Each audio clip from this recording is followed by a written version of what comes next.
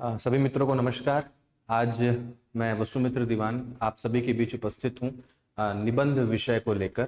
और आज हम चर्चा करेंगे कि निबंध लेखन के संबंध में आने वाले मेंस में हम क्या क्या प्रिकॉशन रख सकते हैं, क्या क्या हमें जानकारी होनी चाहिए, कैसे हम अपने निबंध को बेहतर बना सकते हैं और कैसे हम इस निबंध के पेपर में अच्छे से अच्छा मार्क्स लेकर आ सकते हैं। तो हमको पता है कि हमारा जो निबंध का पेपर है वो फर्स्ट डे के सेकंड हाफ में होना है। जब हम निबंध का पेपर लिखने बैठते हैं तो ऑलरेडी हम एक अपने लैंग्वेज का पेपर दे दिए रहते हैं, तो एक अच्छा प्रेशर रहता है हमारे ऊपर कि लैंग्वेज का पेपर कैसा गया है। अच्छा भी जा सकता है, बुरा भी जा सकता है। कभी हिंदी अच्छा जाता है, कभी इंग्लिश अच्छा जाता है, कभी छत्तीसगढ़ी अच्छा जाता है, कभी पेपर बहुत इजी आ जाता है तो उत्साह रहता है, कभी पेपर बहुत टफ आ जाता है तो समझ में भी नहीं आता है। फिर जस्ट हमको एक ब्रेक मिलता है और ब्रेक के बाद हम निबंध का पेपर देते हैं। और पहले दिन का ही जो हमारा सेशन है दोनों पेपर का, वो दोनों इम्पॉर्टेंट होता है हमारे सिलेक्शन के लिए, हमारी पोस्ट के लिए, हमारे सीजीपीएससी को क्रैक करने के लिए। तो निबंध का जो पैटर्न अभी तक हम देख रहे हैं, हमको पता है कि हमें टोटल 4 निबंध लिखने हैं, 2 भारत के परिप्रेक्ष्य में और 2 छत्तीसगढ़ के परिप्रेक्ष्य में। तो निबंध हम कैसे लिखें, क्या लिखें, किस तरीके से निबंध को हम बेहतर बनाएं, क्या क्या कंटेंट हम उसमें डाल सकते हैं, तो इस पर हम चर्चा करेंगे। तो सबसे पहले तो हमको पता है कि हमारे पास टोटल 4 निबंध लिखने के लिए हैं। 2 निबंध हमको भारत वाले पोर्शन में लिखने हैं और 2 निबंध हमको छत्तीसगढ़ के परिप्रेक्ष्य में लिखने हैं। ये तय हो जाता है कि जब हमें 2-2 निबंध लिखने हैं तो टोटल हमारे पास पेपर के लिए 3 घंटे हैं, तो प्रत्येक निबंध के लिए हमारे पास 45 मिनट। और इस 45 मिनट में लगभग अगर पुराना जो आंसर सीट है अगर हम वो देखें तो हमारे पास 4 पेज होते थे, और अभी जो नए आंसर सीट जो पिछला पीएससी हुआ है उसमें थोड़ा सा स्पेसिंग बढ़ाया गया है, जिससे लाइंस कम हुए हैं तो पेजेस की संख्या बढ़ी है। तो अराउंड 6 पेजेस हमें लिखने पड़ते हैं अपने ऐसे। ये 45 मिनट काफी सफिशियंट है यदि हम एक सकारात्मक रूप से तैयारी करें और अपने आप को प्रिपेयर रखें कि कैसे हमें निबंध को लिखना है, तैयार करना है। तो भारत के पोर्शन में और छत्तीसगढ़ के पोर्शन के लिए 45 मिनट बहुत काफी है। अभी जैसे जैसे हम 2018, 19, 20, 21, 22 के पीएससी के रिजल्ट को देख रहे हैं तो हमको ये समझ में आ रहा है कि निबंध का जो पूरा पेपर है उसमें जो जितनी भी मार्किंग हमारी हो रही है वो मार्किंग हो रही है हमारी प्रेजेंटेशन पे। हम कैसा प्रेजेंटेशन दे रहे हैं, मतलब निबंध कैसा लिख रहे हैं, ये इंपॉर्टेंट ज्यादा नहीं रह गया है। इंपॉर्टेंट ज्यादा ये रह गया है कि हमारा प्रेजेंटेशन कैसा है। तो सबसे पहली बात कि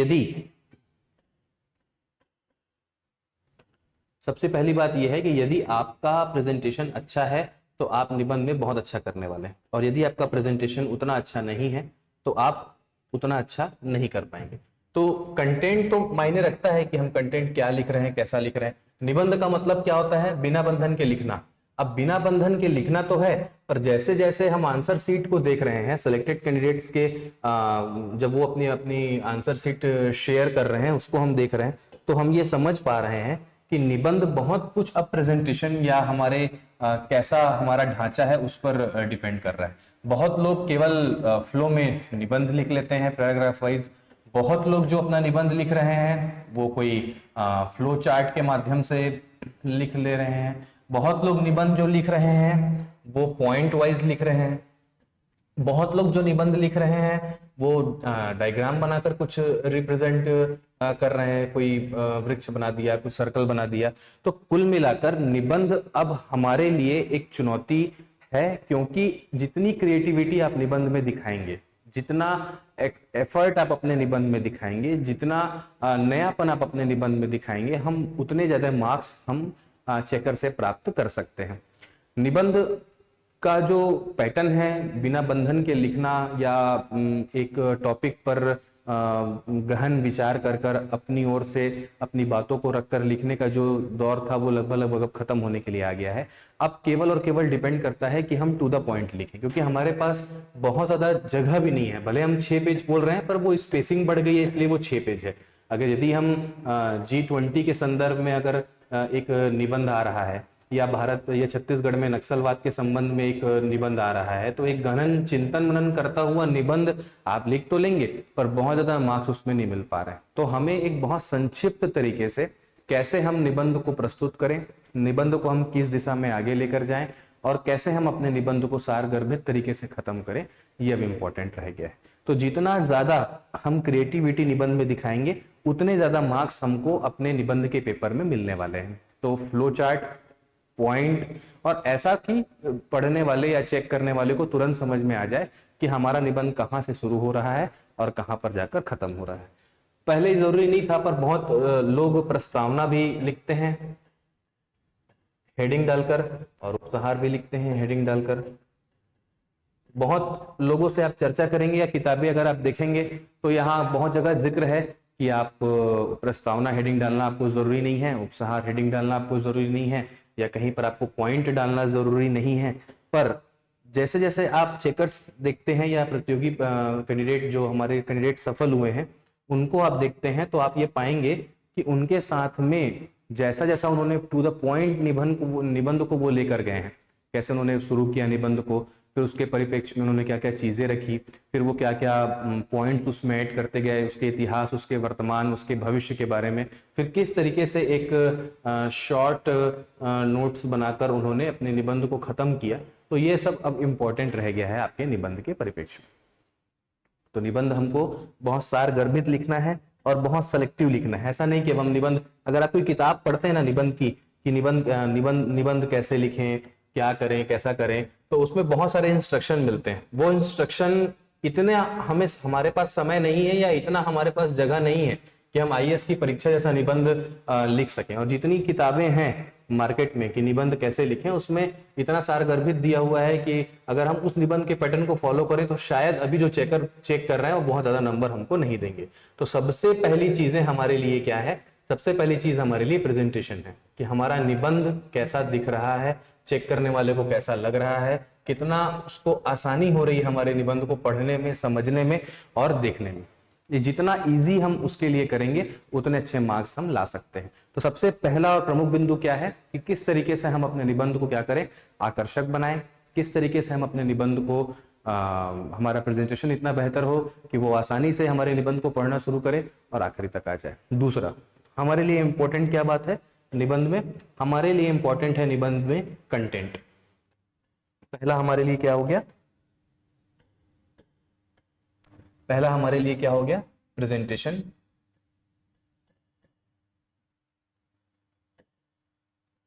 और दूसरा हमारे लिए इंपॉर्टेंट हो जाएगा कंटेंट। कंटेंट में हम क्या क्या लिखेंगे, तो हम निबंध के विषय को पढ़ें, निबंध क्या मांग रहा है। आजकल सीधा कुछ हम देखेंगे तो भारत के परिप्रेक्ष्य में एक साल पूछा गया है G20, IPL, बस हमारे पास एक टॉपिक है। अब ये आपके ऊपर डिपेंड करता है कि G20 या IPL जैसी चीजों को आप कितना प्रमुखता से, कितनी गहराई में जाकर लिख रहे हैं, उसके इतिहास, वर्तमान, भविष्य के बारे में लिख रहे हैं कि उसके सकारात्मक नकारात्मक परिणाम के बारे में लिख रहे हैं। आप अपने निबंध को किस दिशा में ले जाना चाह रहे हैं ये आपके ऊपर निर्भर करता है। तो आप ये जैसे हमारे पास कोई ऐसे टॉपिक्स आ गए जिसमें और कुछ नहीं लिखा है, या विश्लेषण करे नहीं लिखा है, या सूक्ष्म चिंतन कर इस पर अपने विचार साझा करें नहीं लिखा है, तो इन सब चीजों को हम कैसे तैयार करेंगे, तो इन सब चीजों को हम तैयार करेंगे हम अपने निबंध को किस तरीके से ले जाना चाहते हैं G20 के परिप्रेक्ष्य में।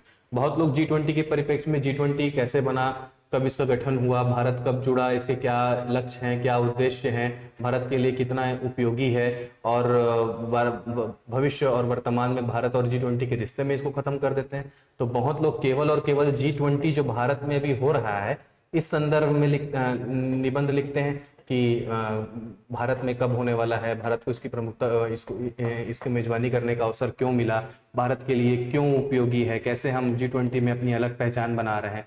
IPL के संदर्भ में आया तो हर व्यक्ति का अपना एक अलग नजरिया होता है किसी कंटेंट को लेकर कि वो किस तरीके से उस निबंध के दिए हुए बिंदु को या उस निबंध के दिए हुए विषय को वो देख रहा है, वो समझ रहा है और वैसा वो लिख रहा है। बहुत ज्यादा हमारे पास समय होता नहीं है। खास तौर पर छत्तीसगढ़ के CGPSC के बारे में हम जब बात करें तो हमारे लिए एक समस्या आती है भारत के संदर्भ में कि भारत के संदर्भ में हम निबंध कैसे, अभी छत्तीसगढ़ में तो एक पैटर्न अभी पिछले कुछ सालों से चल रहा है कि या तो करंट अफेयर से संबंधित कोई निबंध पूछ लेता है और या तो छत्तीसगढ़ सरकार की जो महत्वाकांक्षी योजना है उसके संबंध में निबंध पूछ लेता है।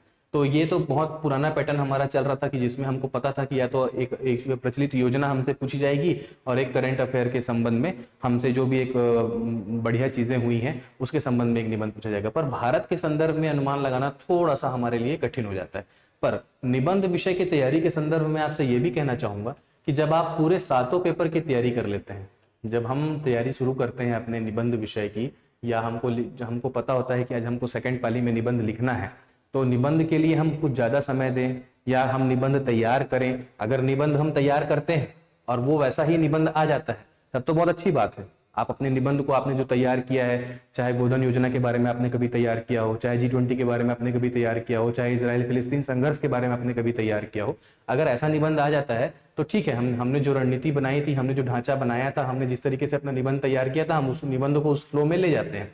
पर हमेशा हमेशा ऐसा नहीं होता कि हम जो निबंध तैयार करें या मार्केट में या बाजार में या हमारे शिक्षकों द्वारा या जो अनुमानित जितने भी हमारे टीचर हैं या मार्गदर्शक हैं उनके द्वारा जो अनुमानित किया जाए वैसा ही निबंध हर बार आए। हालांकि 4 निबंध में दो निबंध हम छांट लेते हैं, एलिमिनेट कर लेते हैं, पर हमारे लिए जरूरी नहीं कि हम जैसा निबंध तैयार किए वैसा निबंध आए। तो हमें हमेशा ध्यान रखना चाहिए कि जैसे जैसे हम मेंस के 7 पेपर की तैयारी करते हैं, हम निबंध की तैयारी भी करते जाते हैं, क्योंकि हम भारत के हर दृष्टिकोण को पढ़ते हैं, भारत के इतिहास को पढ़ते हैं, भारत के भूगोल को पढ़ते हैं, अर्थशास्त्र के बारे में पढ़ते हैं, और छत्तीसगढ़ का तो हम पूरा का पूरा ढांचा पढ़ते हैं कि छत्तीसगढ़ का संस्कृति, छत्तीसगढ़ की कला, छत्तीसगढ़ का खान पान, छत्तीसगढ़ का इतिहास, छत्तीसगढ़ का भूगोल, छत्तीसगढ़ के अर्थशास्त्र, छत्तीसगढ़ की बोली।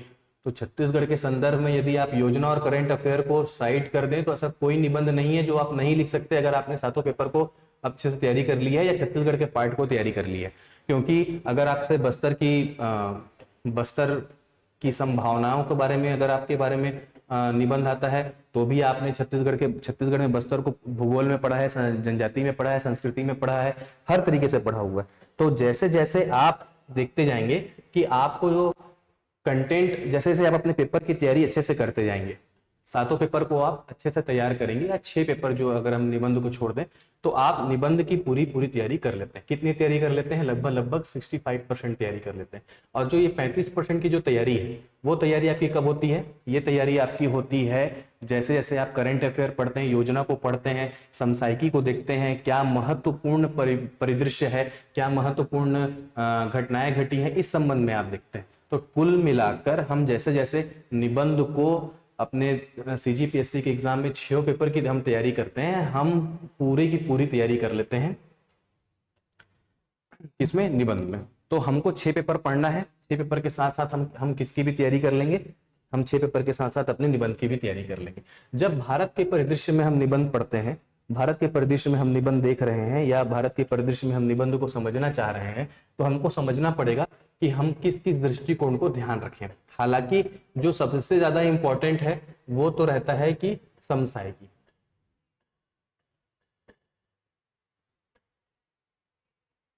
Current affairs. करंट के कौन कौन से टॉपिक हैं जो बहुत ज्यादा घटे हैं, इसमें वो अंतरराष्ट्रीय महत्व के भी हो सकते हैं और वो भारत के परिप्रेक्ष्य में भी हो सकते हैं। दूसरा बिंदु आता है विज्ञान और प्रौद्योगिकी।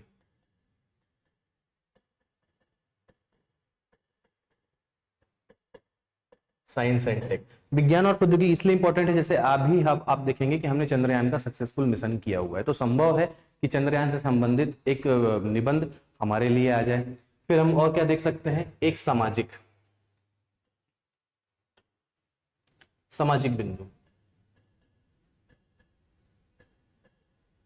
सामाजिक या सांस्कृतिक।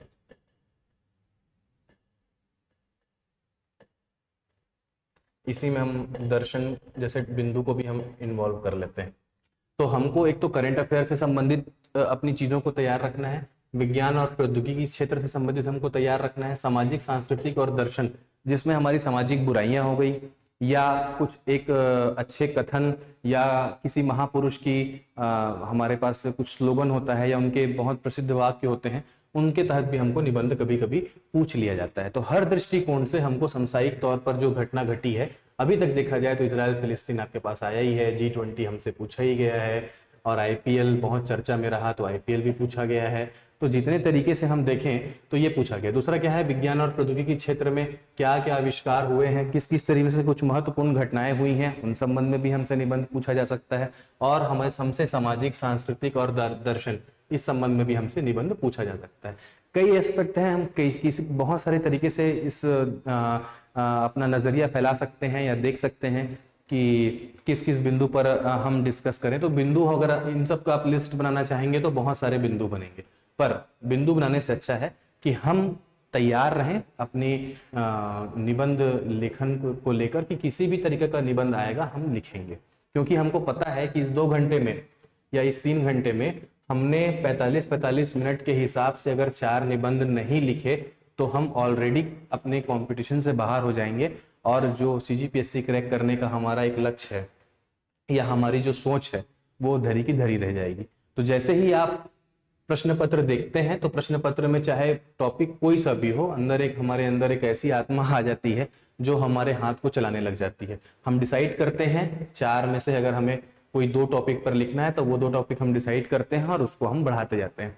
कभी कभी होता है कि हम जैसा चाह रहे हैं निबंध वैसा निबंध आ जाता है, कभी कभी ऐसा भी होता है कि हमने जितने निबंध की तैयारी की है वैसा निबंध नहीं आते हैं। तो इसके लिए हम क्या करें, सबसे ज्यादा इंपॉर्टेंट हमारे लिए यही हो जाता है। अगर आपने तैयारी की है तब तो बहुत अच्छी बात है, और अगर वो निबंध नहीं आता तब हम कैसे करें। तो बिल्कुल भी घबराने की जरूरत नहीं है। हमारा सबसे पहला प्रयास ये रहे कि जितना स्पेस हमें दिया गया है, जितनी जगह हमें दी गई है निबंध लेखन के लिए, हम सबसे पहले उसको फुलफिल करें, कोई भी टॉपिक। और इसके लिए सबसे अच्छा तरीका है कि आप किसी भी एक टॉपिक को उठाइए, या किसी भी कोचिंग सेंटर में जब मेंस के समय टेस्ट सीरीज होते हैं तो आप उनके क्वेश्चन पेपर को देखिए, और रैंडम अगर कोई टेस्ट सीरीज आपके हाथ में लगता है तो आप उठाइए और लिखने के लिए बैठ जाइए। जब आप ऐसा करेंगे 2-3 बार तो आपको ये समझ में आएगा कि सही में अगर कोई भी बिंदु, अगर आपने उस विषय में तैयारी नहीं भी की है तो भी आप में वो क्षमता है कि इस 45 मिनट में आप उस निबंध को पूरा कर सकते हैं, भले जैसा भी करें। अब बात यह है कि अगर कोई चर्चित विषय निबंध में आ रहा है तो उसकी तैयारी सबने की है, पर ऐसे कोई विषय जिस पर तैयारी सबने नहीं की है, या कोई ऐसा विषय जो अचानक से आपके सामने आकर खड़ा हो गया है, या ये कहें कि निबंध का पेपर टफ आ गया है, तब हम क्या करें। तो सबकी स्थिति एक जैसी है, सभी धरातल पर हैं, तो उसमें जितने धैर्य से, जितना अच्छे तरीके से आप अपने निबंध को रिप्रेजेंट करेंगे, पॉइंट्स बनाकर, चार्ट बनाकर, फ्लो डायग्राम बनाकर, बिंदुवार सकारात्मक नकारात्मक परिणाम या चिंतनशील निबंध अगर आप लिखेंगे तो उतना आपके लिए वो बेहतर होगा। तो यकीन मानिए, यदि सबसे निबंध की सबसे अच्छी तैयारी अगर आपको करनी है तो कुछ मत करिए, किसी भी टेस्ट सीरीज में या पिछले साल के आए हुए निबंध में आप आंख बंद करिए, किसी भी एक निबंध को आप टिक मारिए और 45 मिनट का अलार्म डालकर आप बैठ जाइए। यदि इसमें भी आप फुलफिल नहीं कर पा रहे हैं तो किसी कोचिंग में जाइए, और कोचिंग में जाकर आप क्या करिए, टेस्ट सीरीज ज्वाइन कर लीजिए। जब आप टेस्ट सीरीज ज्वाइन करेंगे तो ये 45 मिनट में आप 1 बार नहीं लिख पाएंगे, 2 बार नहीं लिख पाएंगे, 3 बार नहीं लिख पाएंगे, पर एक न एक दिन ऐसा आएगा आपकी पूरी तैयारी के दौरान, जितना ज्यादा आप गंभीर होते जाएंगे, कि आप 45 मिनट में आराम से अपने निबंध को लिख लेंगे, कोई भी नए टॉपिक को। और जितना प्रैक्टिस आप ये करेंगे कि ऐसे टॉपिक्स जिसकी तैयारी आपने बिल्कुल भी नहीं की है, या मान ले आईपीएल तो बहुत अच्छा टॉपिक है, G20 तो बहुत अच्छा टॉपिक है जिसको हमने सुना भी है, यदि किसी खेल कूद के बारे में, बास्केटबॉल के बारे में आ जाए, वॉलीबॉल के बारे में आ जाए, तब हम कैसे करें। ऐसे कुछ चैलेंजेस टॉपिक को आप रखिए और रैंडम तैयारी कीजिए। जितना रैंडम आप लिखना चालू करेंगे उतना आपके ऊपर कॉन्फिडेंस आएगा कि इन रैंडम चीजों को हम लिख सकते हैं जिन टॉपिक को हमने तैयारी नहीं की है। और ऐसा कुछ भी नहीं आता जो हमारे सामने से ना गुजरा हो, हमें जानकारी ना हो। ये संभव है कि कुछ अंतरराष्ट्रीय घटनाएं हैं जो निबंध में पूछे जाए, तो संभव है कि अगर हमें उनकी जानकारी नहीं है, जैसे किसी ने इजराइल फिलिस्तीन को बहुत अच्छे से पढ़ा नहीं है, या उसके बारे में जानता नहीं है, या उसने उस पर ध्यान नहीं दिया है, तो संभव है कि वो उसको नहीं लिख पाएगा। पर इसका ये मतलब नहीं है कि उसके पास बचे हुए 3 निबंध में वो बाकी 2 निबंध में नहीं लिख सकता। तो हर तरीके से भारत वाले जो पोर्शन है या इंडिया का जो पोर्शन है उसमें 4 निबंध हमारे पास रहते हैं। अमूमन एक अंतरराष्ट्रीय पर्पस में रहता ही है, एक विज्ञान तकनीक के संबंध में रहता है, एक अर्थशास्त्र के संबंध में हो जाता है। अर्थशास्त्र कहने का मतलब है बैंकिंग सेक्टर हो गया, या हमारी व्यवस्था हमारी कैसी चल रही है यह हो गया, और एक तो हमारा ऑलरेडी सामाजिक चिंतन, दार्शनिक चिंतन, सांस्कृतिक चिंतन, इन बिंदुओं पर रहता है। तो 4 में से कोई ना कोई 2 निबंध आप अपने तरीके से छांट लेते हैं कि हमें किस निबंध पर आगे बढ़ना है। जिस निबंध पर भी आप चुनते हैं उस निबंध को आप शुरू करिए और बहुत गंभीरता के साथ बहुत अच्छे से जितना आपको पता है उसका प्रेजेंटेशन अच्छा करते हुए आगे। मैं बार बार आपसे कह रहा हूँ कि निबंध में आप क्या लिख रहे हैं शायद वो उतना इंपॉर्टेंट नहीं है जितना ये कि निबंध आप कैसे लिख रहे हैं।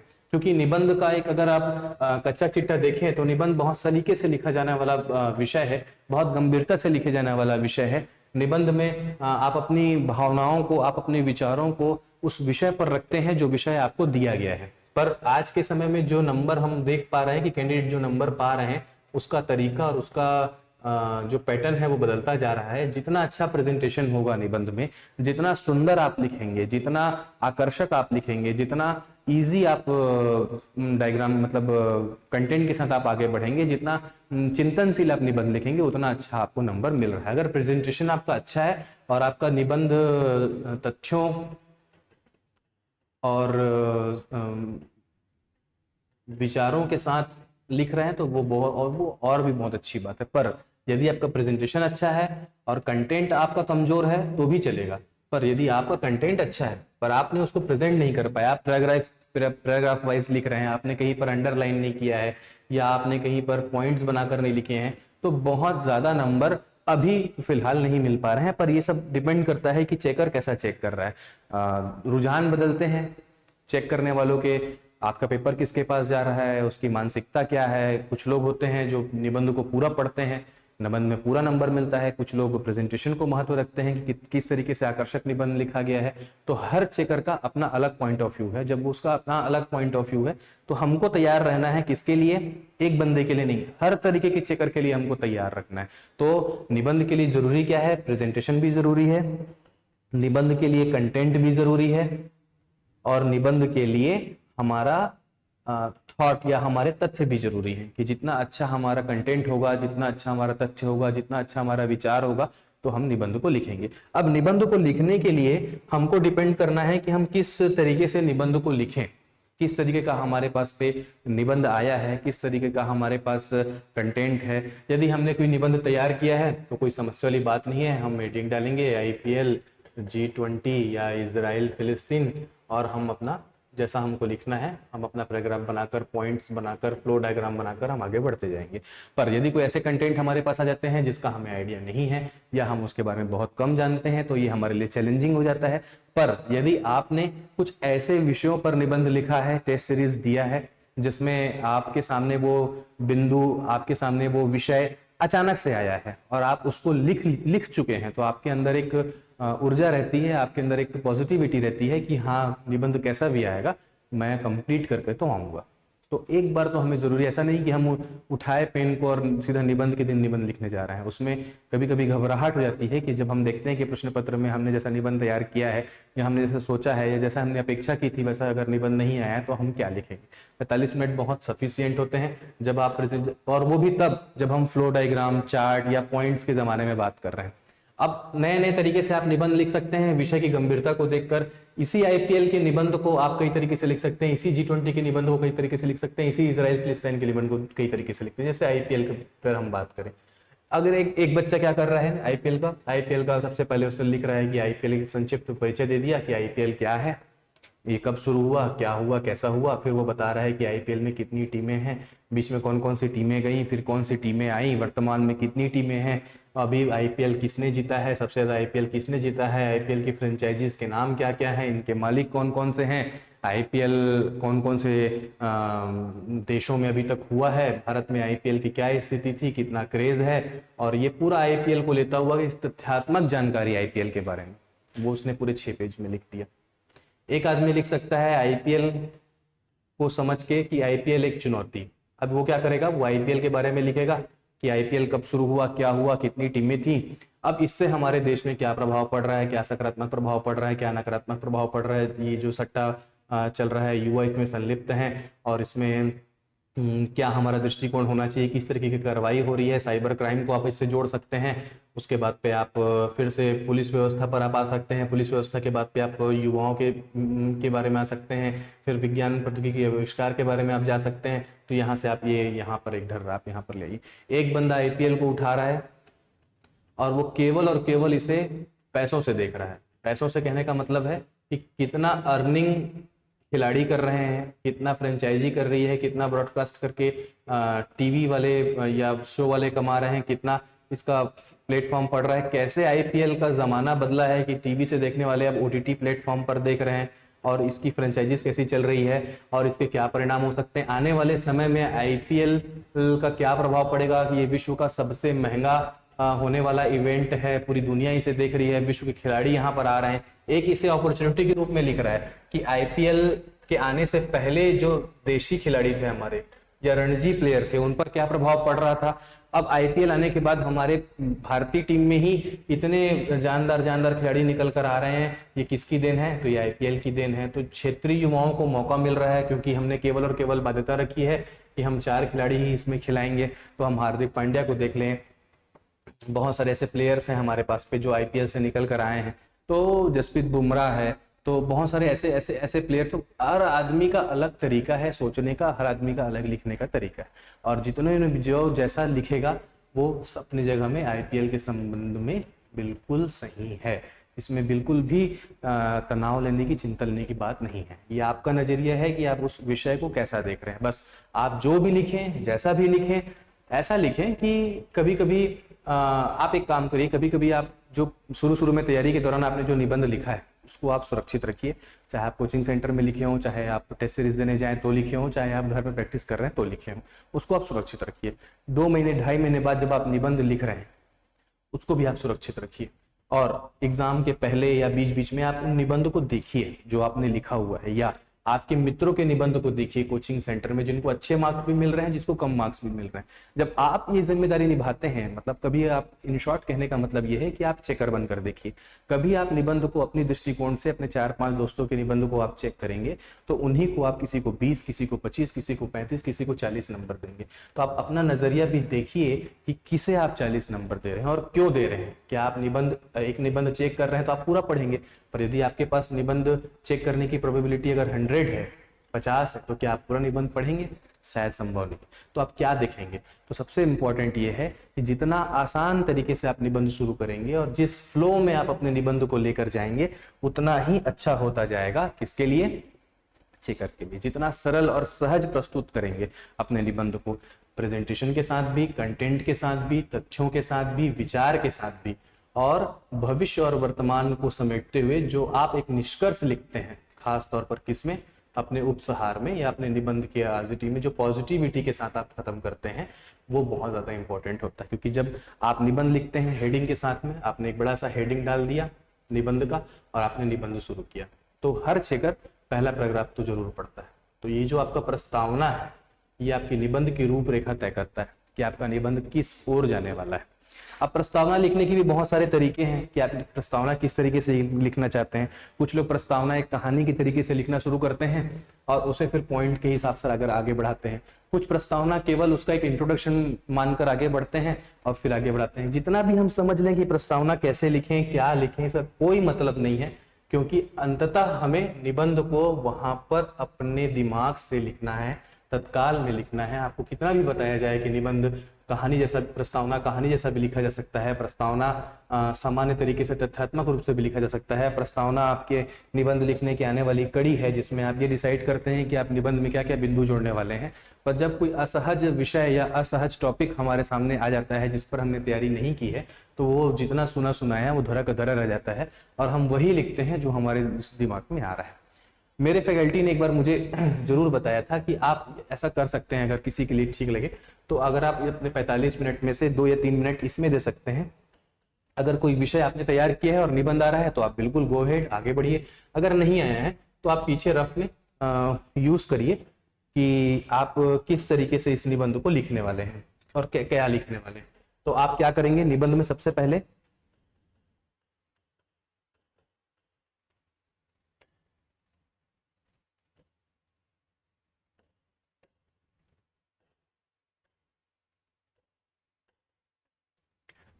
पहले अगर कोई असहज विषय आ जाए तो आप एक काम करिए, एक ड्राफ्टिंग बना लीजिए कि मुझे इस बिंदु को किस किस तरीके से घेरना है। अगर कुछ समझ में नहीं आ रहा है आपको, सकारात्मक, नकारात्मक, सकारात्मक बिंदु, नकारात्मक बिंदु, पॉजिटिव आपका वे, निगेटिव वे, या सकारात्मक दृष्टिकोण, नकारात्मक दृष्टिकोण, लाभ हानि, ऐसे कुछ बिंदु हैं जिसमें आप अपने निबंध को किसी भी नए विषय के साथ पर आगे बढ़ा सकते हैं जिसमें कोई समस्या नहीं आनी। तो आप 2-3 मिनट ले सकते हैं। 2-3 मिनट लेने के बाद आप एक ड्राफ्टिंग कर लीजिए कि मैं अपने निबंध में कैसा कैसा क्या क्या करूँगा। तो कोई ऐसा असहज विषय अगर आपके सामने आ जाता है तो कि आप कैसे कैसे बढ़ेंगे, कोई आप प्रस्तावना लिखेंगे, फिर कौन कौन से बिंदु लिखेंगे, पूरा निबंध आप थ्योरेटिकल में लिखने वाले हैं या पूरा निबंध आप पॉइंट्स में लिखने वाले हैं या पूरा निबंध आप कुछ फ्लो चार्ट और इसके कंबाइनेशन से लिखने वाले हैं, ये डिपेंड करता है कि विषय कैसा है। हर विषय में हर निबंध के टॉपिक में ये जरूरी नहीं है कि डायग्राम बने, फ्लो चार्ट बने, पॉइंट्स बने। अगर अब समझ में नहीं आ रहा है तो बिल्कुल भी इसको प्रेशर नहीं लेना है कि हम उठाएं और हमारे लिए फ्लो डायग्राम बनाना जरूरी है। G20 है तो G20 में बिल्कुल हम बना सकते हैं, फ्लो डायग्राम बना सकते हैं कि G20 में भारत की क्या क्या भूमिका है, या G20 में कौन कौन से देश हैं। IPL में हम बना सकते हैं कौन कौन सी टीमें हैं फ्लो चार्ट पर। जैसे अगर कोई एक आ गया कि अगर कोई एक ध्येय वाक्य आ गया कि जननी जन्मभूमि च स्वर्गादपि गरीयसी, अब इसमें क्या फ्लो चार्ट बनाएंगे आप? तो इसमें तो फ्लो चार्ट बनाना संभव नहीं है, तो हम उसको क्या करेंगे, पैराग्राफ वाइज लिखेंगे। पर जब भी हम पैराग्राफ वाइज निबंध अगर लिखते हैं या हमें लिखना पड़ता है तो हम ध्यान रखें कि पैराग्राफ बहुत लंबे ना हो और बहुत क्लिष्ट शब्दों से भरे ना हो, बहुत आसान और बहुत सामान्य शब्दों से हम निबंध को लिखें। और जो हमारे बहुत महत्वपूर्ण विचार हैं, जो हमारे हैं, या ऐसे कुछ लाइन जिसको आप चाहते हैं कि चेकर पढ़े, तो उसको हम अंडरलाइन जरूर करें, क्योंकि वो खास तौर पर दिखता है कि आप निबंध को किस ओर या चेकर को किस ओर ले जाना चाह रहे हैं या किस ओर बताना चाह रहे हैं। तो कुल मिलाकर हमारे लिए निबंध एक चुनौती नहीं है। हमारे लिए निबंध 2 चीजें हमें ध्यान रखना है। पहला क्या, ये 6 पेपर के साथ साथ आपके +1 6+1 की हम तैयारी करते हैं मेंस में। जैसे ही आपने 6 पेपर तैयार कर लिया, आपने एक पेपर तैयार कर लिया, कितना 65%। 35% किस में डिपेंड करता है? डिपेंड करता है समसामयिकी में, महत्वपूर्ण योजनाओं में और होने वाले अंतरराष्ट्रीय घटनाओं पे। इसके बाद आपका निबंध पूरा तैयार हो जाता है।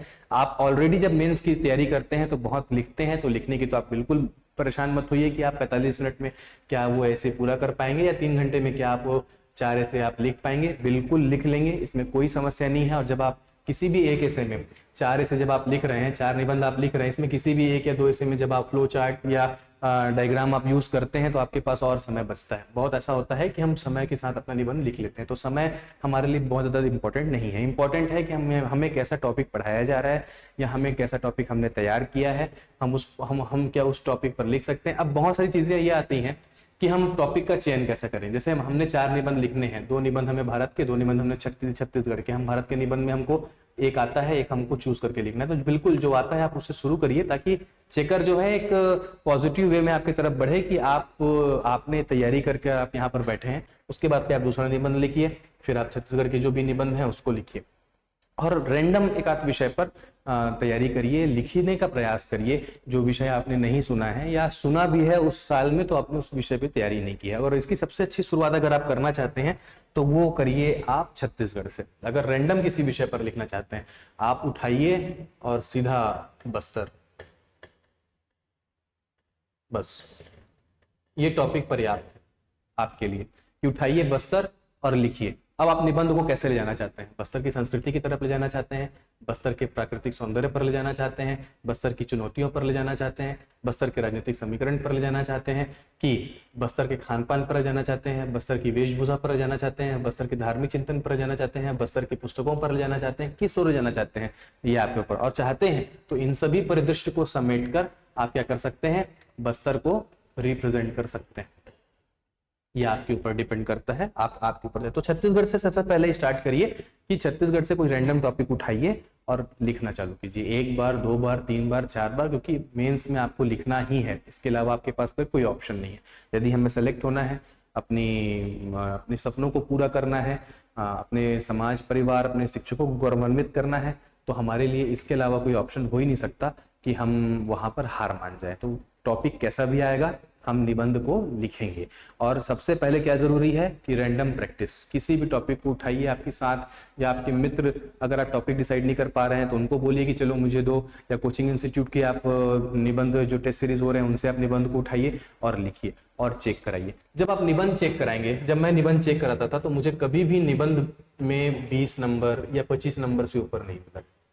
जब आप कोचिंग इंस्टीट्यूट में अपने निबंध को चेक कराते हैं तो आपके टीचर आपको आपसे अपेक्षा करते हैं कि प्रस्तावना को प्रस्तावना जैसा लिखा जाए, इस विषय पर और अच्छा ये हो सकता था, इस विषय पर हम इन चीजों को भी ले सकते थे, उपसंहार पॉजिटिव नहीं है, या कंक्लूजन बहुत सकारात्मक नहीं है, कंक्लूजन बहुत अच्छा नहीं है, बहुत अच्छा किसी अच्छे नोट से हो सकती थी, किसी अच्छी कविता से हो सकती थी। तो बहुत सारी चीजें हमारे टीचर या हमारे शिक्षक हमें मार्गदर्शन करते हैं, तो वो बिल्कुल सही है, वो अपनी जगह प्रयास कर रहे हैं कि हम बहुत अच्छे से अच्छा निबंध लिखें, पर इन नंबरों पर कभी आप गौर ना करें उनके द्वारा दिए गए, क्योंकि देखिए वो आपसे मेहनत कराना चाह रहे हैं, वो चाह रहे हैं कि आप और अच्छा मेहनत करें, और जब आप दूसरी बार तीसरी बार लिखेंगे तो यही नंबर बढ़कर 30 नंबर भी होते हैं, 35 नंबर भी होते हैं, 27 नंबर भी होते हैं, और 15 नंबर भी होते हैं, जैसी आपकी मेहनत होती है। पर मैं आपसे फिर कहना चाहूंगा कि परीक्षा की जो समय की मना स्थिति होती है और कोचिंग सेंटर में जब हम निबंध लिखते हैं वो मना स्थिति होती है, वो दोनों बहुत अलग होती है। वो सबके लिए नहीं होती है, सबके लिए सरल तो सबके लिए सरल, सबके लिए कठिन तो सबके लिए कठिन। पेपर अगर सरल आता है तो भी वो कठिनाई को बढ़ाता है, क्योंकि सबने उस बिंदु पर तैयार किया है। चेकर आज पहला पेपर कॉपी चेक किया, पहला पेपर ही उसे इतना अच्छा लगा कि बाकी जितने भी ऐसे लिखे थे उसे पसंद नहीं आए, तो ये बेंचमार्क साबित हो जाता है। या जब कठिन आप ऐसे लिखते हैं या कठिन विषय पर हमारे पास ऐसे के निबंध आ जाते हैं, कुछ टॉपिक आ जाते हैं, तो हमारे सामने भी एक चुनौती फिर से आ जाती है कि हम कैसे उस निबंध को पूरा करें। तो हमारे पास पेज भरने की दिक्कत आ जाती है। तो जितना सरल पेपर वो भी कठिन है और जितना कठिन पेपर वो भी कठिन। तो हमको बिना किसी सोच के, बिना किसी विलंब के हमको लगातार ये प्रयास करना है कि हम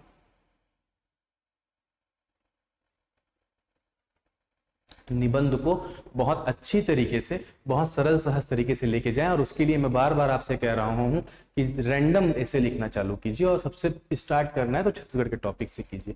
तो भारत के संदर्भ में फिर से एक बार हम कंक्लूज कर लेते हैं कि भारत के संदर्भ में हमारे लिए क्या क्या जरूरी है। तो भारत के संदर्भ में सबसे पहले अंतरराष्ट्रीय घटनाएं या अंतरराष्ट्रीय उपलब्धि या अंतरराष्ट्रीय कोई प्रयोग या घटनाक्रम जो भी है, ये बहुत ज्यादा इंपॉर्टेंट है। दूसरा, विज्ञान और प्रौद्योगिकी से संबंधित कोई बहुत अच्छा इवेंट हुआ हो, बहुत अच्छा घटनाक्रम हमारे यहाँ हुआ हो, बहुत अच्छी चीजें हमारे यहाँ हुआ हो, ये इंपॉर्टेंट है। उसके बाद पे इंपॉर्टेंट हो जाता है हमारा सामाजिक, सांस्कृतिक और धार्मिक या चिंतन, जिसपे हम लोग बात करते हैं, और कुछ ऐसे पॉइंट जो अलग से निकल कर आते हैं। तो ऐसे कुछ विषय हैं जो भारत के संदर्भ में पूछे जाते हैं। तो हम तैयार रखें समसामयिक, अंतरराष्ट्रीय घटनाक्रम और अर्थशास्त्र या इकोनॉमिक्स से संबंधित निबंध भी हम देखते हैं कि पूछ जाते हैं। वैसे दायरा बहुत ज्यादा है, खेलकूद से भी निबंध आ सकते हैं, दायरा में कोई कमी नहीं है। और कोई भी निबंध अगर आप साल भर के देख लें, उस साल अगर आपने लगातार मेंस दे रहे हैं तो उस साल से संबंधित ही रहते हैं। और कोचिंग के जितने भी हमारे पास पे फॉर्मेट आते हैं, निबंध आते हैं, हम इतना ट्रेंड हो जाते हैं कि हम थोड़ा थोड़ा लिख लेते हैं। अब आते हैं हम लोग छत्तीसगढ़ के संदर्भ में। तो छत्तीसगढ़ के संदर्भ में यदि आपने 6 विषय या 6 सब्जेक्ट को तैयारी कर ली है, तो मुझे नहीं लगता कि छत्तीसगढ़ में कहीं भी आपका हाथ रुकने वाला है।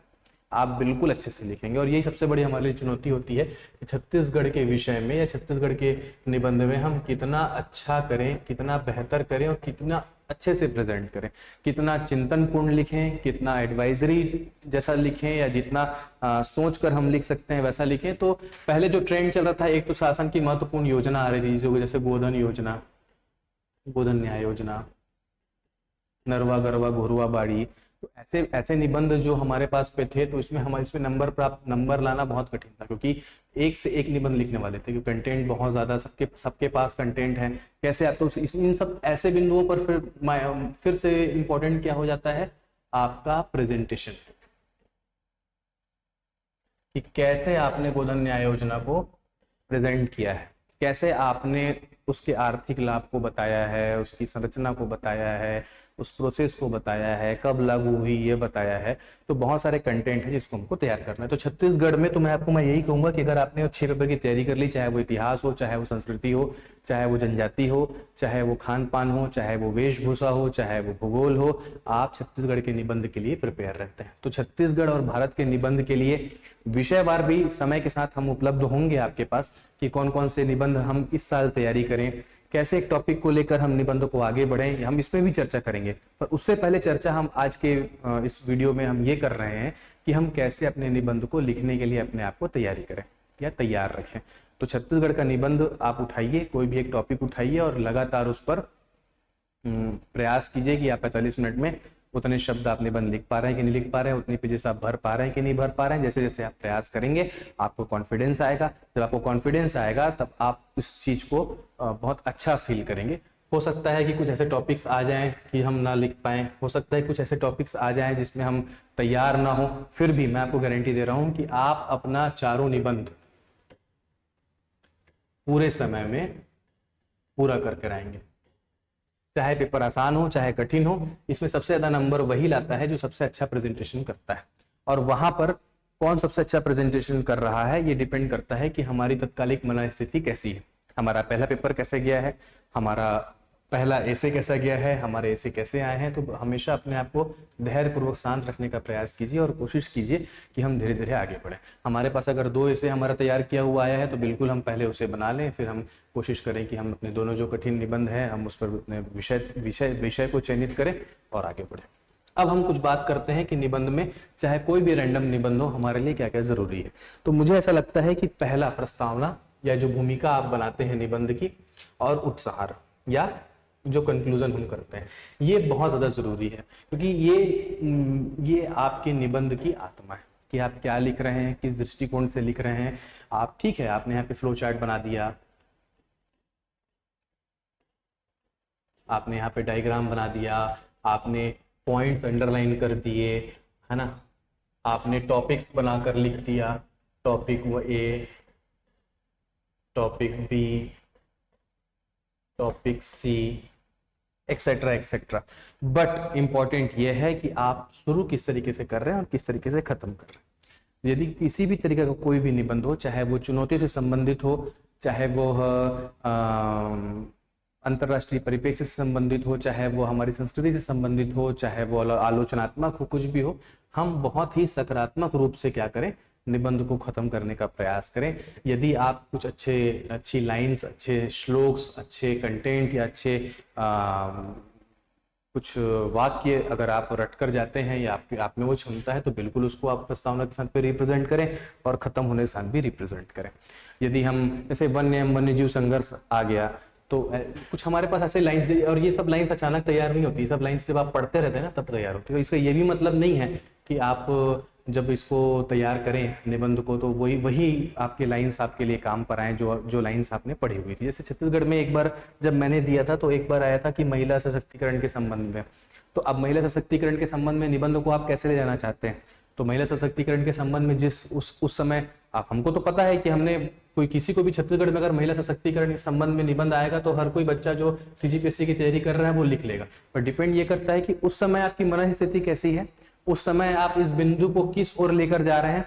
क्या आप एक ही दृष्टिकोण में समेट रहे हैं या आप कई दृष्टिकोण से उसको लेकर जा रहे हैं, क्या आप उसको आध्यात्मिक लेकर जा रहे हैं, सांस्कृतिक लेकर जा रहे हैं, वर्तमान परिस्थिति में लेकर जा रहे हैं, किस तरीके से आप उस महिला सशक्तिकरण के टॉपिक को लेकर जा रहे हैं, ये इंपॉर्टेंट है। तैयारी सभी करते हैं पर उस समय उस जगह पर जो जितना अच्छा प्रेजेंट कर पाता है सबसे अधिक मार्क्स वही ले पाता है।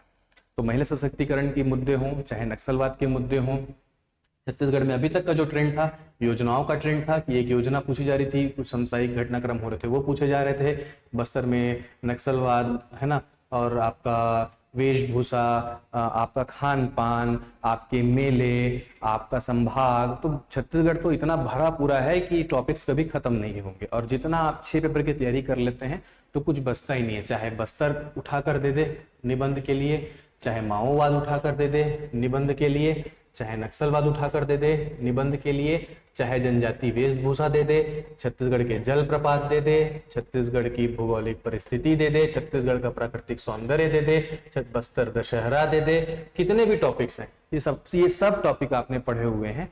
और जब आप इन टॉपिक को पढ़ते हैं तो बहुत कुछ याद रह जाता है, और जब हम निबंध लिखते हैं तो हम बस आगे बढ़ते हैं। बस ये हमको ध्यान में रखना है कि जब हम निबंध लिखें तो केवल एक ही दृष्टिकोण में ना लिखें, हम अपने निबंध को वेरियस डायमेंशन वाला निबंध बनाएं जिसमें हम हर तरीके से प्रयास करें कि बहुत सारे नजरियों को, दृष्टिकोण को हम इसमें समेट लें और आगे बढ़कर चलते रहें। आने वाले वीडियो में हम कुछ एक आध निबंध के टॉपिक्स को लेकर बात करेंगे कि जो पहले सीजीपीएससी में आए हुए हैं कि किस तरीके से उस निबंध को और बेहतर बनाया जा सकता है। मैं फिर से रिपीट कर रहा हूं कि यहाँ पर खड़े होकर कहना कि इस निबंध को हम इस तरीके से लिख सकते हैं या बना सकते हैं, ये बहुत आसान होता है। पर जब हम निबंध लिखने बैठते हैं या परीक्षा हॉल में हमारे पास निबंध आता है, तो उस समय चाहे वो टीचर हो, चाहे वो आपको बताने वाला आपका सीनियर हो, चाहे वो सिलेक्टेड कैंडिडेट भी हो, वो उस समय आपकी मन स्थिति पर डिपेंड करता है कि आप किस तरीके से निबंध, वही निबंध अगर मैं आपको 4 बार लिखने के लिए बोलूं या 3 बार लिखने के लिए बोलूं, तो आप अलग अलग तरीके से लिखेंगे, और हो सकता है कि पहला आपने बहुत अच्छा लिखा हो और चौथा आपने बहुत खराब लिखा हो। तो मन स्थिति, हमारा नजरिया, तो कोशिश कीजिए कि निबंध के कोई भी टॉपिक आए उसे हम वेरियस डायमेंशन में ले जाने का प्रयास करें। सकारात्मक दृष्टिकोण भी लिखें, नकारात्मक दृष्टिकोण भी लिखें, क्या फायदा हो सकता है ये भी लिखें, क्या हानि हो सकती है ये भी लिखें, उसमें कुछ बिंदु भी हम लिखें, हम उसको बिंदुवार हम उसको डिफाइन भी करें। यदि हम लाभ के बारे में बता रहे हैं तो किस किस क्षेत्र में लाभ हो सकता है, अगर हम हानि के बारे में बता रहे हैं तो किस किस क्षेत्र में हानि हो सकती है। सकारात्मक दृष्टिकोण में कौन कौन से क्षेत्र हैं कि मतलब कि हम जिसमें हम सकारात्मक दृष्टिकोण के बारे में चर्चा कर रहे हैं। नकारात्मक दृष्टिकोण में से क्या क्या चीजें जिसमें हम कर रहे हैं, क्या प्रयास किए जा सकते हैं, क्या संभावनाएं हैं।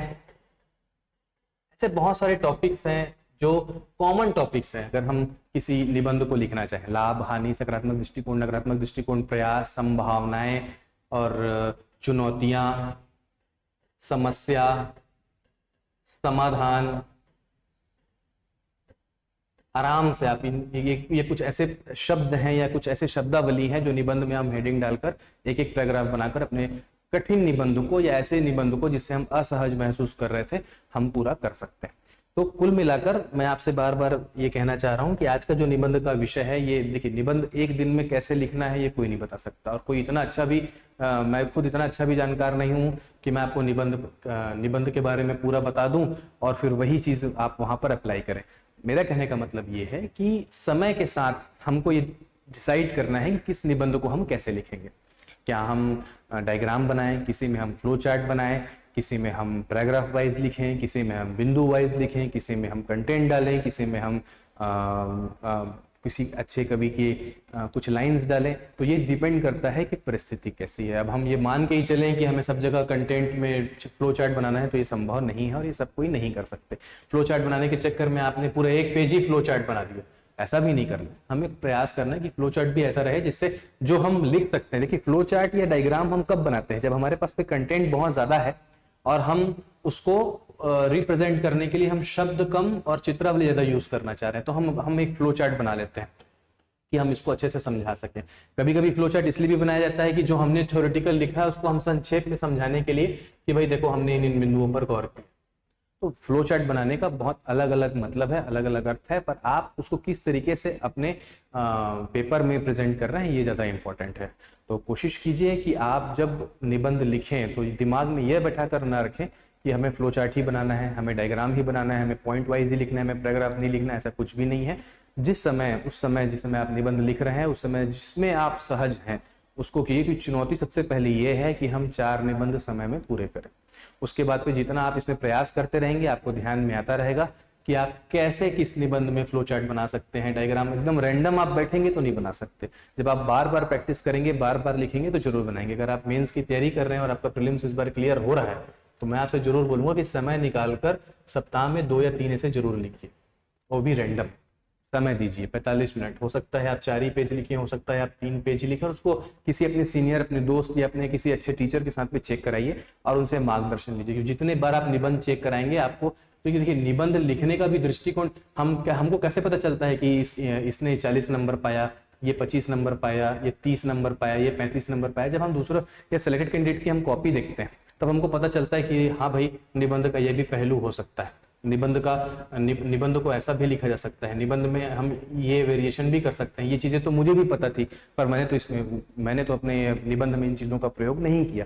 तो जितना ज्यादा आप आंसर शीट देखेंगे तो आपको ये समझ में आएगा कि हम निबंध को किस तरीके से और डायनेमिक बनाएं, आकर्षक बनाएं, सरल बनाएं, सहज बनाएं। और 2-3 बार ये बार प्रयास करिए कि आप निबंध को पढ़ें, दूसरों के निबंध को देखें और कोशिश करें कि चेक करने की। तो आपको समझ में आएगा कि जब आप एक चेकर बनते हैं तो कैसे आपको कौन कौन सी चीजें झुंझलाहट लगती है, कैसा आप निबंध आप लिखना चाहते हैं, पढ़ना चाहते हैं। तो जितना स्पष्ट, जितना सरल, जितना फ्लो में और जितना अच्छा प्रेजेंटेशन निबंध में, उतने नंबर ज्यादा आते हैं। यदि आपका आपकी हैंडराइटिंग अच्छी है, बहुत सुंदर है, आकर्षक है, तो ये मानकर चलिए कि आप 10% नंबर तो ज़्यादा पाने वाले ही हैं, चाहे आपका कंटेंट जो भी हो। और यदि आपकी हैंडराइटिंग अच्छी नहीं है तो मुश्किल है कि आप 10% नंबर कम पाएँ, चाहे आपका कंटेंट जो भी हो। तो कुल मिलाकर हमको अपने प्रेजेंटेशन, हमारे कंटेंट, हमारे तथ्य और हमारी सरल तरीके से निबंध की शैली हमको ज़्यादा से ज़्यादा नंबर दिलाएगी। और यही एक पेपर है जिसमें हम पहले पेपर का जो हमारा जो पहला दिन है उसमें अगर हमसे कुछ चूक हुई हो तो उसको हम ओवरकम कर सकते हैं, इसलिए बहुत हल्के में नहीं लेना है। अगर आपने पहले पेपर में 80 नंबर स्कोर किया और इस पेपर में 140 नंबर स्कोर किया तो आप सोचिए कि आपका एवरेज 110 नंबर या 100 नंबर के ऊपर निकल ही रहा है, तो आप मैदान में बने हुए हैं। तो निबंध को बहुत हम सरल तरीके से लेते हैं कि आएगा तो लिख लेंगे, ऐसा बिल्कुल नहीं है। बट हाँ, हमें 2-3 चीज़ें तैयार रखनी है। पहला ये कि हम किसी भी रैंडम विषय पर निबंध लिखने के आदी हों और अपने ऊपर कॉन्फिडेंस हो कि XYZ भी यदि आता है निबंध में, या क ख ग भी आता है हमारे निबंध में, या कोई औघट शब्द भी आता है निबंध में, तो मैं इसमें 45 मिनट के अंदर दी हुई सारी पेजें भर दूंगा और निबंध लिख लूंगा। इतना कॉन्फिडेंस आपको होना चाहिए। और ये कॉन्फिडेंस तब आएगा जब आप बार बार निबंध लिखेंगे किसी नए विषय पर, किसी नए चीज़ों पर। फिर निबंध की तैयारी के लिए आपके पास में मार्केट में बहुत सारी टॉपिक्स उपलब्ध हो जाते हैं, टेस्ट सीरीज से बहुत सारे पॉइंट्स निकल कर आ जाते हैं, एक अनुमान लगाया जाता है कि निबंध इस तरीके से आएगा, तो हमारे पास पर वो भी बहुत सारी मेहनत हमारे पास रहती है, हमें कम करने की जरूरत पड़ती है। फिर जो हम 6 सब्जेक्ट अपने मेंस की तैयारी करते हैं उसमें भी बहुत सारे विषय, बहुत सारे टॉपिक्स, बहुत सारी चीज़ें हम पढ़ते हैं जो हमारे मेंस के लिए काम आती है। वो भी हमारे निबंध के विषय में हमें बहुत लाभप्रद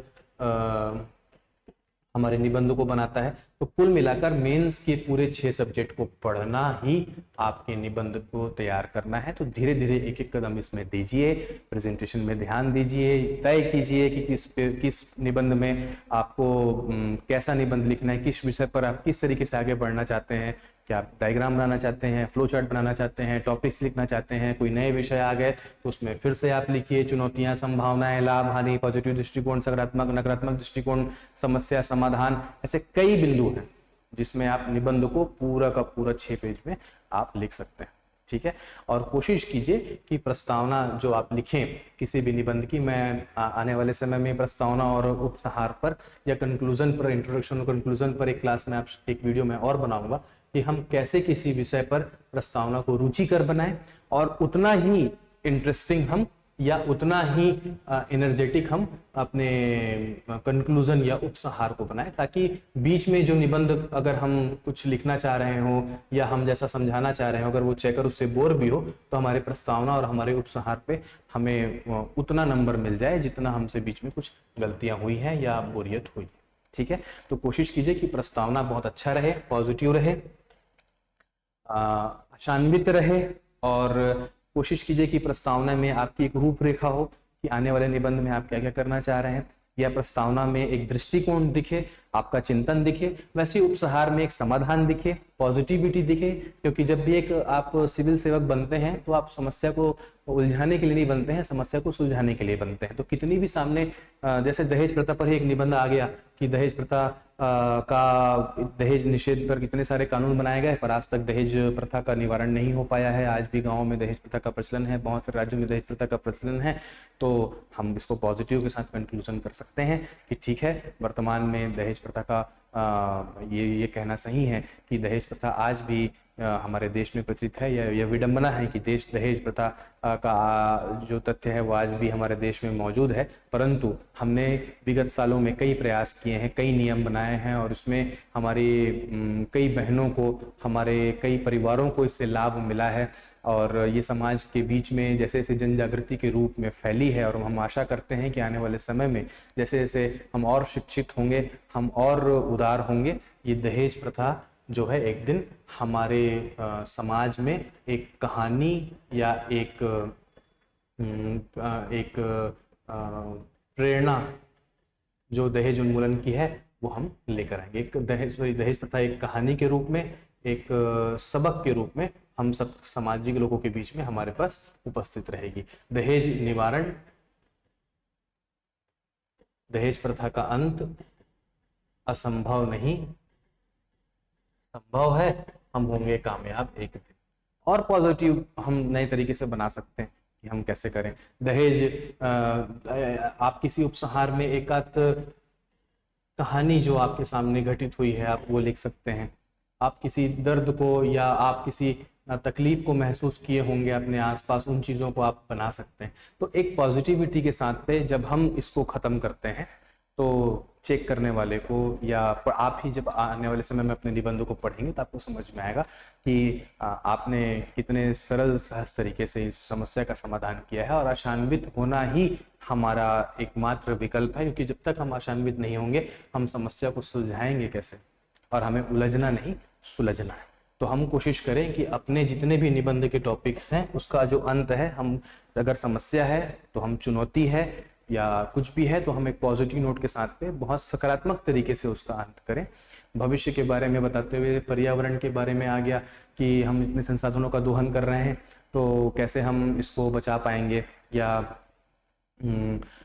पर्यावरण दोहन के खनिज संसाधन के बारे में कुछ आ गया तो ठीक है, ये हमारा अभी वर्तमान में ये हमारी मांग भी है कि हम संसाधनों का दोहन करें, परंतु ये हमारी जिम्मेदारी भी है कि हम आने वाली पीढ़ी के लिए इस संसाधन की उपलब्धता को बचा कर रखें। तो ये हमारी आज और कल के बीच में जो वर्तमान में ये जो हमारी पीढ़ी है, इसे ज़रूरत है कि ये संतुलित उपयोग करे ऊर्जा का, संसाधनों का, जिससे हम और हमारी आने वाली पीढ़ी इसका उपयोग कर सके। इसके साथ साथ ही हम नई संभावनाओं पर खोज करें, युवाओं को विज्ञान और अनुसंधान के विषय में आगे बढ़ाएं, विश्व में जितने भी नए प्रयोग सफल हो रहे हैं उसका अनुसरण करें और कोशिश करें कि इससे जो होने वाली हानि है वो कम से कम हो, ताकि हम अपना पर्यावरण और पारिस्थितिकी को संतुलित कर आगे बढ़ सकें। यही टॉपिक जब कल मैं आपसे बात करूं तो हो सकता है इसका उपसंहार मैं और दूसरा लिखूं। तो कुल मिलाकर जो आप लिखते हैं वो आपके विचार है, वो आपकी पर्सनालिटी है, वो आपका एटीट्यूड है। तो लिखावट जो हो वो आशान्वित हो, पॉजिटिविटी के साथ पर हो, अच्छे नोट पर खत्म हो, संकल्प के साथ खत्म हो, आशा के साथ खत्म हो, ऊर्जा के साथ खत्म हो, ताकि पढ़ने वाले को भी लगे कि जिसे मैं नंबर दे रहा हूँ यदि वो चयनित होता है तो हर समस्या का समाधान इसी ही संकल्प के साथ, ऊर्जा के साथ, आशान्वित के साथ पर ये होकर करेगा। तो आने वाले समय में हम प्रस्तावना और उपसंहार पर एक वीडियो बात करेंगे। साथ ही समय समय पर जो जो महत्वपूर्ण टॉपिक हो सकते हैं इस वर्ष के मेंस के लिए उस पर बात करेंगे। तो कुल मिलाकर आखिरी 2 मिनट में आप ये संक्षेप समझिए कि निबंध लिखना कठिन नहीं है, पर उतना भी सरल नहीं है जितना हम समझते हैं, क्योंकि निबंध बिना बंधन के लिखना है, और जब बंधन नहीं रहता तो हमारे द्वार खुले होते हैं, हमारे पास वर्सेटाइल ऑप्शंस होते हैं और इन ऑप्शंस में हम भटके ना निबंध में। तो हम ध्यान रखें कि हम किस तरफ अपने निबंध को लेकर जाना चाह रहे हैं, कैसा लेकर जाना चाह रहे हैं, और सबसे ज़्यादा इंपॉर्टेंट है हमारा प्रेजेंटेशन कैसा है, हमारी भाषा कैसी है, हमारा कंटेंट कैसा है, हमारे तथ्य कैसे हैं। कुछ अच्छी लाइन हमने लिखी है तो क्या हमने अंडरलाइन किया है, अगर हमने पॉइंट बनाए हैं तो क्या हमने इतना सरल सहज बनाया है कि पढ़ने वाले को आसानी हो रही है, हमने क्या फ्लो डायग्राम बनाया है तो उसकी क्या बहुत अच्छी उपयोगिता है, और हमारा प्रस्तावना और उपसंहार कैसा है। अगर आप किसी नए विषय पर भी निबंध लिख रहे हैं तो भी बार बार लिखिए, प्रयास करिए, क्योंकि जितना समय आप देंगे नए विषय पर लिखने को उतना ज़्यादा कॉन्फिडेंस आपको आएगा, और जितना ज़्यादा कॉन्फिडेंस आपको आएगा उतना ज़्यादा आप तैयार रहेंगे कि कोई भी नया विषय आता है तो मैं निबंध लिखने के लिए तैयार हूँ। तो मुझे पूरी उम्मीद है कि ये वीडियो आपके लिए बहुत लाभदायक रहेगा, और आने वाले समय में यदि आपको लगता है कि कुछ निबंध पर ही हमें कुछ टॉपिक्स पर या निबंध के कुछ पार्ट पर हमें और वीडियो बनाना चाहिए तो आप नीचे कमेंट करके हमें जरूर बताइएगा। मैं कोशिश करूंगा कि मैं आपके लिए उपलब्ध हूँ। सादर नमस्कार, धन्यवाद साथियों।